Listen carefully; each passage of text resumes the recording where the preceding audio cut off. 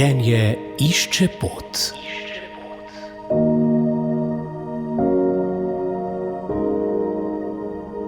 Dober dan, dobrodošli v rubriki Življenje išče pot, v kateri bo naš gost strokovni sodelavec terapevtske skupnosti za zasvojene s pridruženimi težavami v duševnem zdravju.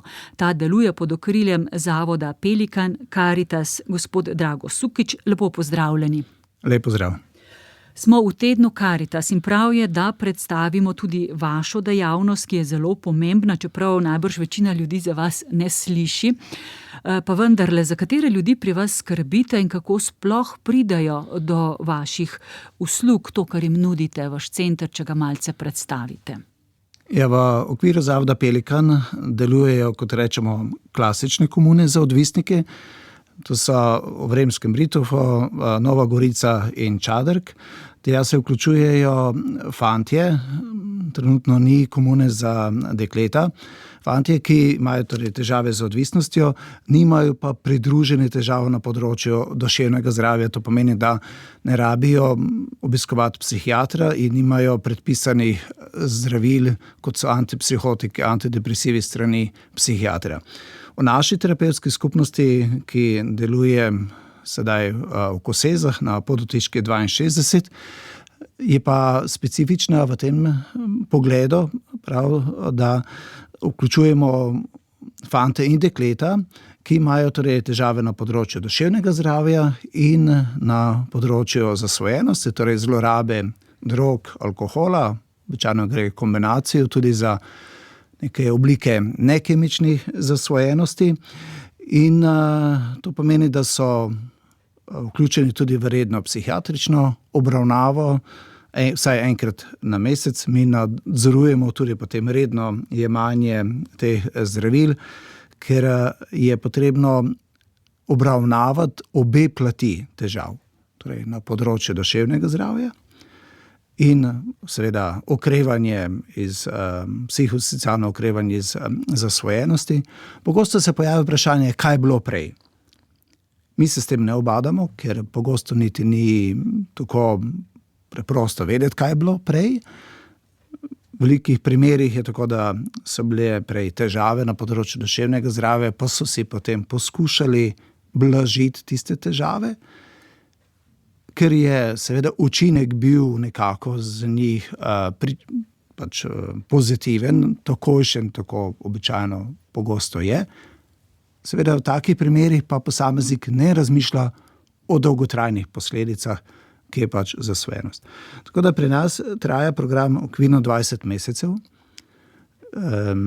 Imamo 24-urni prisotnost strokovnih delavcev ali sodelavcev ali nočno dežurstvo upravljajo tudi nekaj študentje, ker upravniki imajo vedno nekako stik z zunanjim svetom pod nadzorom, torej je vedno spremstvo, da se zagotovi res abstinenca, ker je to pomembno v samem okrevanju in tudi, da se spostavi stabilnost na področju duševnega zdravja.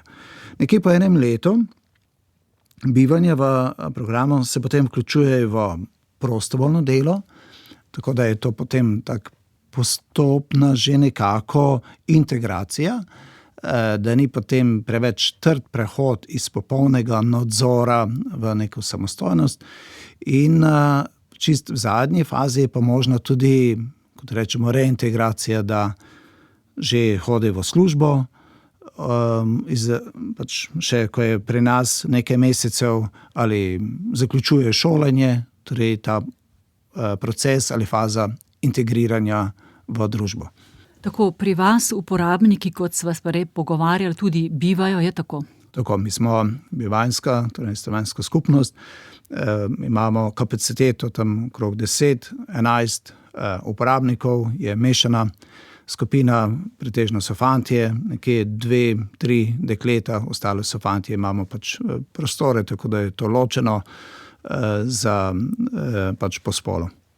Povedali ste že, da so pri vas približno 20 mesecev, zdaj pa me zanima, kakšni so pa pozitivni sadovi tega programa po vaših izkušnjah, dolgo ste že najbrž tukaj in to počnete, imate za nas kakšno dobro zgodbo, da rečemo, glej, vredno je to, da podpiramo Karitas, vse te dobre ustanove. Ja, zame osebno je pozitiven primer vsak posameznik, ki se vključi v program. Namreč vemo, da je žal, veliko takih, ki imajo težave na tem področju zasvojenosti in ne ukrepajo, torej se ne odločajo za to, da bi stopili v nek program okrevanja, zdravljenja, rehabilitacije. Tako da jaz vidim že v tem pozitiven dejavnik, da že sama vključitev. Večina tistih, ki dokonča program, namreč moramo vedeti, da je to vključitev vedno prostovoljna. Tisti, ki zaključijo program in so potem še vključeni, ker mi nudimo tudi podporo kot bivšim uporabnikom, rečemo tistim, ki so zaključili, uspevajo potem vzdrževati. So primeri, da so vmes kakšni zdrsi, ampak ni pa recidiva, torej pri tistih, ki dokončajo. Seveda so žal tudi primeri vmes, da zaključijo predčasno, kakšni se potem vračajo čez določen čas. Dajemo tudi, kot rečemo, drugo priložnost, ker jo človek nekako rabi, ljudje nismo popolni, ko so pa neke te težave ali odvisniški vzorci, je pa seveda to še toliko bolj naporno. Tako da seveda recimo zdaj imamo uporabnico, ki je zaključila osnovne programe, je v reintegraciji, dobila zaposlitev. V letošnjem letu smo imeli že 2 taka, ki sta zaključila reintegracijo in sta zaposlena. Tako da za to populacijo nekdo, ki ima pridružene težave, torej spektra psihotičnih motenj ali shizofrenije in pride do tega, da vzpostavi stabilno abstinenco od psihoaktivnih snovi in stabilnost na področju duševnega zdravja in se uspe potem zaposliti v eni ali drugi obliki, je to zagotovo dosežek in to je tisto, kar nas seveda potem tudi nekako motivira, da vztrajamo v tem delu, da je potem vsaka taka zgodba tudi nekako motivacija za nas, ki smo vključeni v to delo. Omenili ste, da so različne duševne težave, ki jih imajo. Na misel mi zdaj prihaja ta nedavni napad psihično bolnega moškega na voznika LPP, ki se seveda res ne bi smel zgoditi. Vas vprašam, kako je v naši zakonodaji, v naši psihiatrični stroki, kje bi tako bolan človek pravzaprav moral biti, ali na zaprtem oddelku, ali saj pri vas na obravnavi, kjer bi imel neko socialno okolje. Kakšna je politika pravzaprav pri nas na tem področju? Ja, moje osebno mnenje je, da je tu še nekako precej stvari nedorečenih. Vsi se nekako strinjamo z tem, da se ljudem, ki imajo težave na področju duševnega zdravja, omogoča način življenja, ki je nekako čim bližje tistemu običajnemu, torej da ni to neki tistih zaprtih zavodi, so pa seveda še zmeraj osebe, ki rabijo določeno obliko nadzora in podpore in tu je še precej za narediti. Ko gre za osebe, ki imajo težave tega psihotičnega spektra, to pomeni, da na neki točki izgubijo stik z realnostjo in postanejo nevarne sebi in okolici, to pomeni, da enostavno nimajo nadzora nad svojim vedenjem ali zaradi tega, da so opustili jemanje predpisane terapije strani psihiatra ali je šlo za konzumacijo nekih substanc, pod katerim vplivom je potem seveda njihovo vedenje lahko brez nadzora. Tako da tisto, kar sam nekako pogrešam, je to, da je premalo spodbujanja teh posameznikov, da bi si urejali te težave. Programov je nekaj, morda ne dovolj, ampak tisti, ki se odloči, da nekaj naredi, zmore najti ali se mu omogoči torej vključitev v en ali drug program. Tako da po moji oceni nas tu čaka še bolj tak sistematičen pristop.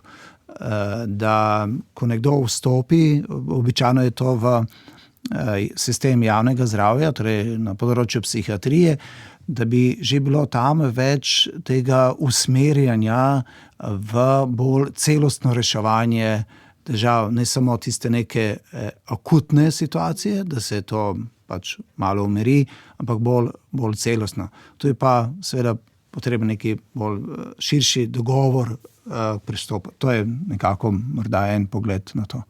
Hvala lepa. Poslušali ste strokovnega sodelavca Zavoda Pelikan Draga Sukiča.